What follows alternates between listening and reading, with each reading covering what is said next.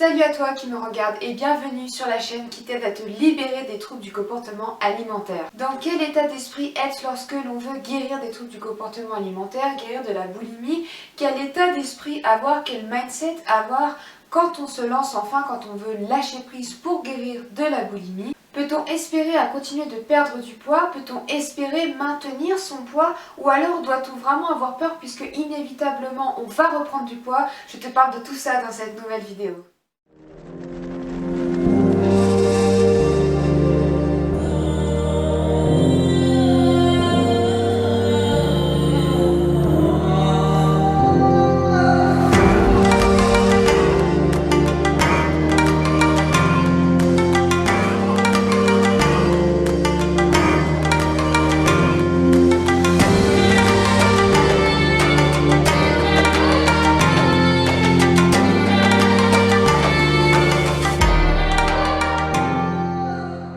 Si tu ne me connais pas encore, je m'appelle Florine et j'ai vécu 12 années dans les troubles du comportement alimentaire et plus particulièrement la boulimie. Sur cette chaîne, je te partage tous mes conseils, mes meilleurs tips, mes meilleures astuces pour t'aider toi aussi à te libérer des troubles du comportement alimentaire. Si tu aimes mes vidéos et si tu ne veux en louper aucune, je te rappelle que j'en sors 2 par semaine, n'hésite pas à t'abonner en cliquant sur la petite cloche. Retrouve-moi également sur Instagram, là-bas je vais te partager d'autres tips pareils pour t'aider à guérir des troubles du comportement alimentaire et je te partage également plus d'extraits de ma vie, de mon quotidien, de mes assiettes, etc.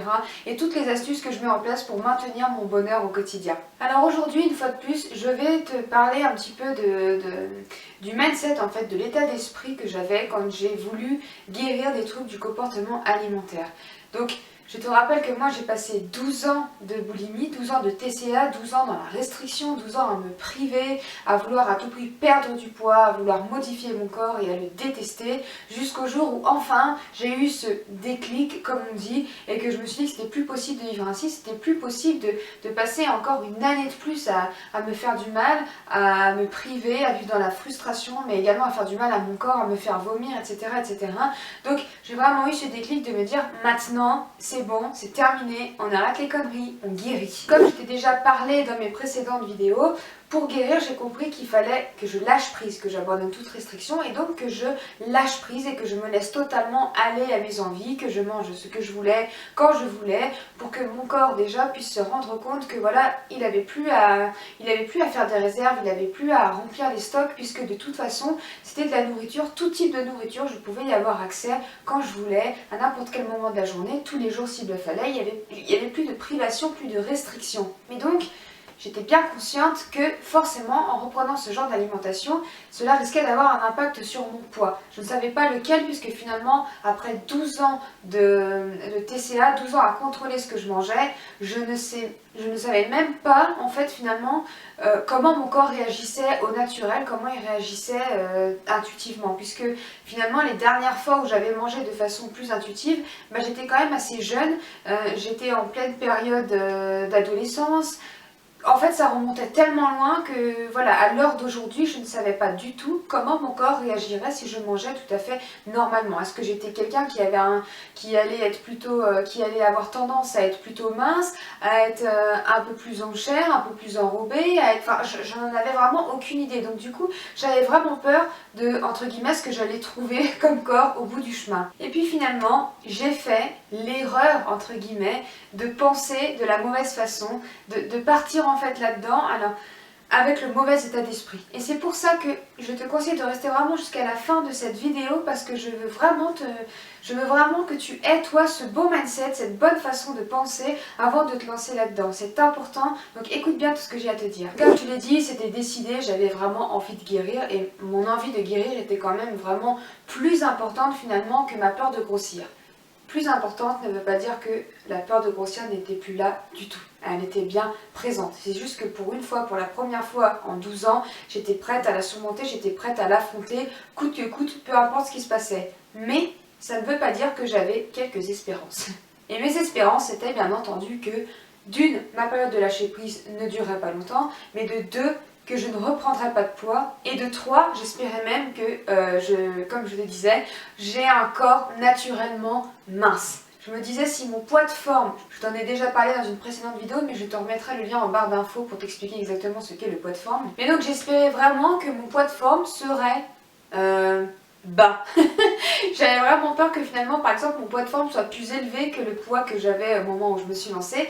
Et j'espérais vraiment que, voilà, que j'allais perdre du poids finalement. Donc du coup, je voulais le beurre, l'argent du beurre, la crémière et tout ce que tu veux de la crémière, puisque je voulais guérir, réussir à lâcher prise, manger intuitivement et perdre du poids.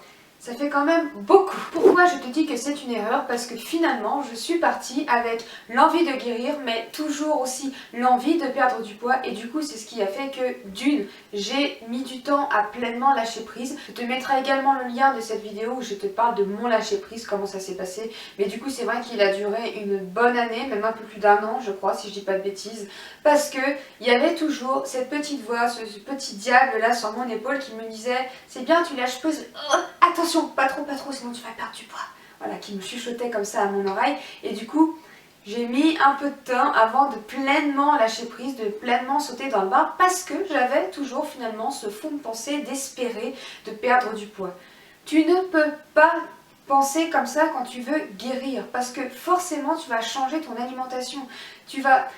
Tout dépend comment tu t'alimentais en fait au moment où tu décides de lâcher prise. Si tu te sous-alimentais, si par exemple tu mangeais vraiment très peu, je sais que moi par exemple les premières années de ma boulimie, je ne mangeais rien. J'ai eu des phases finalement même anorexiques parce que je faisais des crises de boulimie, mais sinon je n'avais aucun repas normal et je ne gardais... Repas normal ou repas normaux?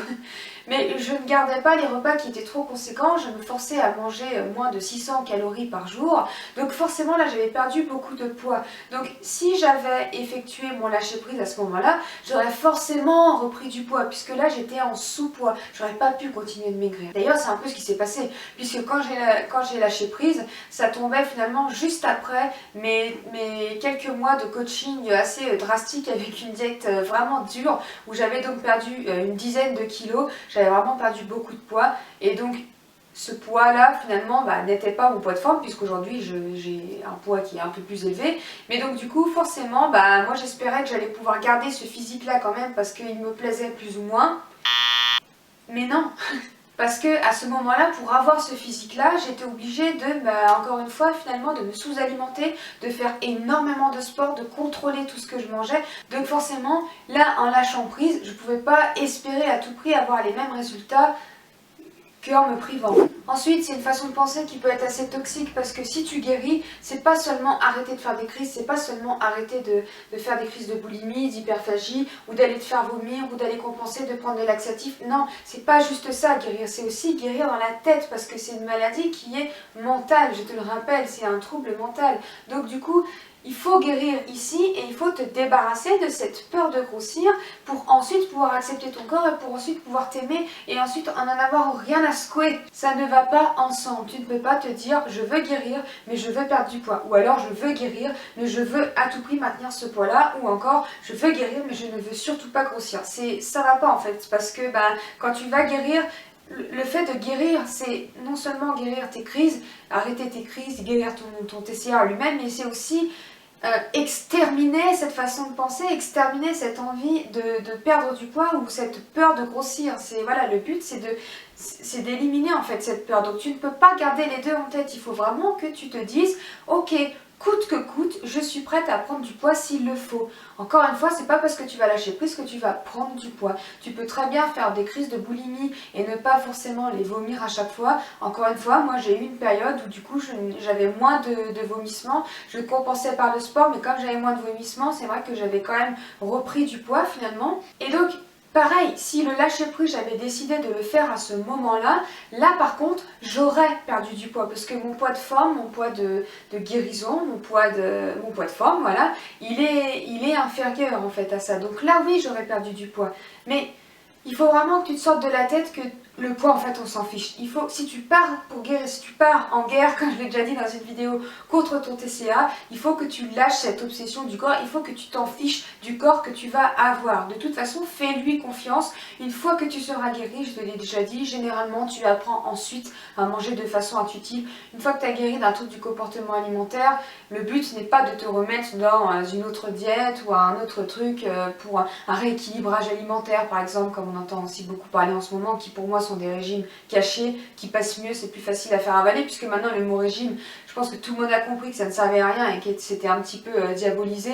Mais voilà, le but n'est pas de te mettre dans une autre diète là comme ça tout de suite. Donc tu vas déjà apprendre à manger finalement intuitivement et comme je te l'ai déjà dit dans d'autres vidéos, manger intuitivement en découle ensuite un poids de forme, ton poids de forme. Et ce poids de forme, tu peux vraiment lui faire confiance. Peu importe celui qu'il est, qu'il soit inférieur ou supérieur à celui que tu as aujourd'hui, c'est le poids dans tous les cas où tu seras le mieux, où tu te sentiras le mieux et voilà, où tu seras dans la meilleure des santé, donc c'est ce qui compte.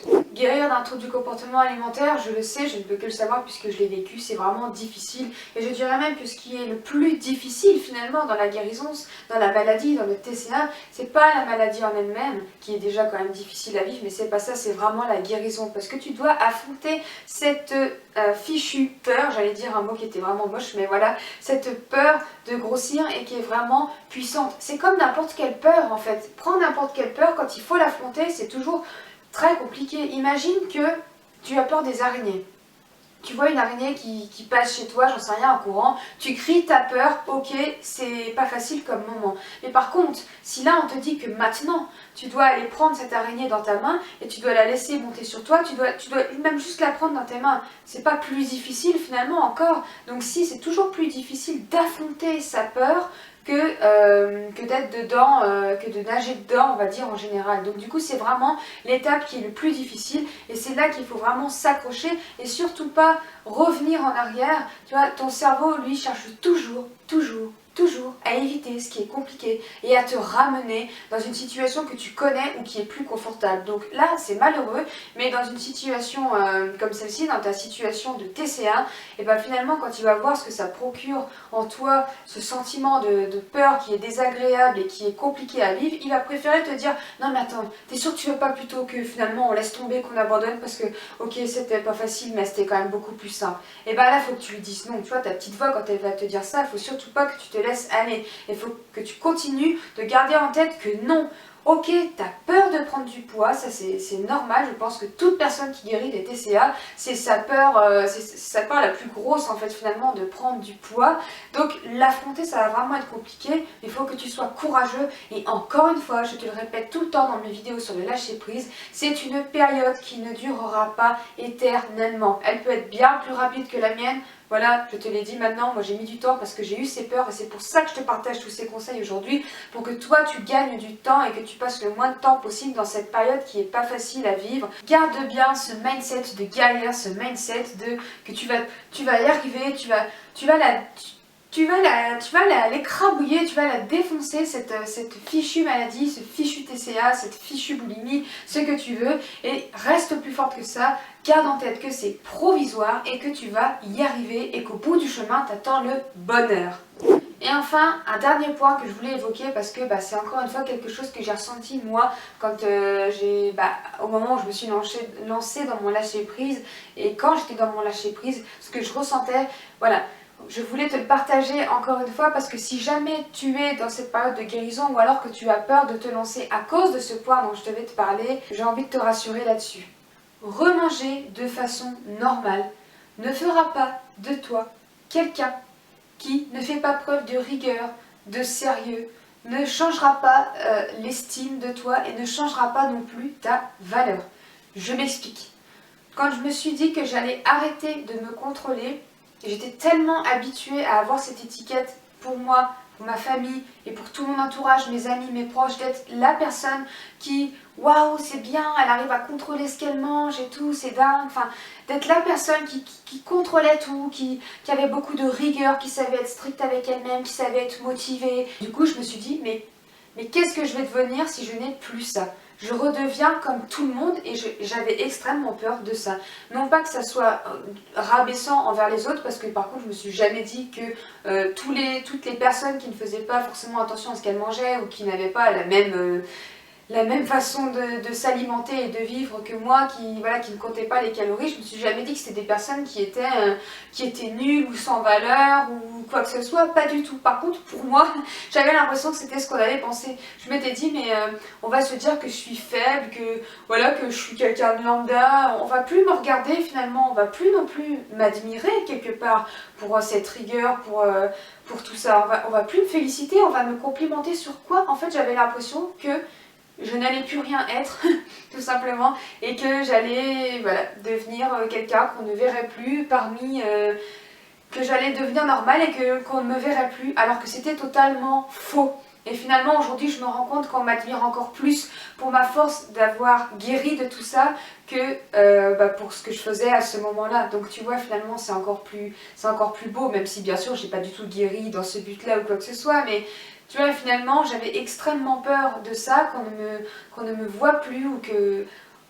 Même pour moi-même, en fait, j'avais l'impression que j'aurais plus de fierté pour moi-même parce que j'avais vraiment ce truc quand je faisais attention. J'étais fière aussi quelque part de moi. Je me disais, mais c'est bien, t'es sérieuse, t'as tellement de rigueur, enfin, t'es tellement... Je pense que tu vois ce que je veux dire si tu es dans tout ça, mais... J'avais tellement aussi de fierté pour moi-même que même moi, j'avais l'impression que je me dirais, mais même moi, je me dirais que j'ai plus de valeur et que je suis plus rien du tout si pas ça en fait. Eh bien non, et pas du tout. Donc franchement, ne crois pas ça. Ne crois vraiment pas ça parce que c'est totalement faux. Encore une fois, ta valeur n'est pas dans ton poids, ta valeur n'est pas dans comment tu vas manger, ta valeur n'est pas de rien en fait. Ta valeur c'est juste toi tout entier, ta personne, ce que tu dégages, tes vrais ressentis, tes vraies envies, tes vraies valeurs profondes et pas du tout tout ça qui reste que du superficiel. Voilà. Donc si je dois résumer ces 3 points importants qui vont construire en fait un bon mindset, de guérir, un bon mindset pour pouvoir guérir, ce serait donc d'une, de ne pas espérer perdre du poids ou maintenir ton poids ou avoir encore peur de grossir à tout prix lorsque tu vas te lancer dans le lâcher prise. Encore une fois, aie pleinement confiance, lâche-toi, c'est une période qui est provisoire, donc même si tu reprends un peu de poids, il est possible que tu en reperdes derrière une fois que tu auras atteint ton poids de forme. Mais voilà, sors-toi ça de la tête et garde en tête que le but est de guérir et pas une question de poids que tu vas faire sur la balance, de taille de jean que tu vas mettre ensuite, hein, du tout ça, on s'en fiche, tu balayes. Deuxième point, garde encore une fois en tête qu'il faut vraiment t'accrocher et te dire que tu es plus forte que tout et que là tu vas t'attaquer vraiment à la partie la plus difficile de la maladie, c'est-à-dire la guérison. Mais garde en tête que tu n'es pas la seule à traverser ça, je l'ai fait et beaucoup d'autres personnes fort heureusement ont réussi également à guérir de ces troubles du comportement alimentaire avant toi, avant moi, avant d'autres. Heureusement il y a quand même des gens qui arrivent à guérir et donc on est tous là pour t'apporter, enfin tous là. Je suis là pour t'apporter tous mes conseils. D'autres personnes également, il n'y a pas que moi, hein, sur les réseaux, tu peux retrouver maintenant quand même d'autres personnes qui parlent également de leur expérience pour pouvoir te rassurer. Donc n'hésite pas à aller consommer ce contenu, n'hésite pas, comme je te l'ai déjà dit, à me contacter si tu as besoin et si c'est difficile cette période. Mais voilà, tu t'attaques là à une période qui n'est pas facile, qui va être vraiment dure, mais c'est vraiment la dernière étape, c'est les derniers mètres du marathon, tu vois, c'est de la course, c'est les plus difficiles, mais après ça, ça y est, c'est fini, c'est la victoire. Et le dernier point, encore une chose à garder en tête, c'est que ce n'est pas parce que tu guéris des troubles du comportement alimentaire, parce que tu ne calcules plus ce que tu manges, parce que tu vas faire plusieurs écarts, entre guillemets, dans la semaine, que du coup ça va changer ta valeur, que du coup tu n'es plus une personne qui mérite je sais pas, d'avoir de l'attention, de l'admiration, de l'amour, d'avoir du mérite tout simplement. Pas du tout, ça ne changera rien à ta valeur. Au contraire, on t'admirera même encore plus pour la force et le courage dont tu as fait preuve pour affronter, je t'invente même des verbes, tu vois, pour affronter cette maladie, cette saloperie, clairement. Donc franchement, n'aie pas peur de ça et lance-toi. Voilà, je te remercie infiniment d'être resté jusqu'à la fin de cette vidéo. N'hésite pas à mettre un petit pouce si jamais tu trouves qu'elle a été utile, à la partager à des gens qui pourraient en avoir besoin. Encore une fois, à t'abonner si tu veux voir toutes mes vidéos, si tu ne veux louper aucun conseil pour t'aider à guérir des troubles du comportement alimentaire. Et n'hésite pas également à me faire part un peu de si oui ou non, toi, tu t'es lancé dans ce processus de guérison dans la barre de commentaires YouTube. Et si tu as fait face à... si tu as guéri et que tu as d'autres conseils, d'autres d'autres conseils pour garder un bon mindset à partager aux autres personnes qui sont actuellement dans ce cheminement de guérison ou qui vont se lancer, qui hésitent encore à se lancer, n'hésite pas franchement à partager tout ça en barre d'infos. On est là vraiment pour discuter de quelque chose qui n'est pas facile à vivre et on est tous là pour s'entraider et s'apporter bienveillance, amour et courage surtout dans ce chemin, mais qui va franchement te mener au bonheur. Au bonheur. Je te souhaite une merveilleuse journée ou une très belle soirée, je ne sais pas où tu en es quand tu regardes cette vidéo, mais je te dis à la prochaine et je te fais de gros bisous. Bye bye.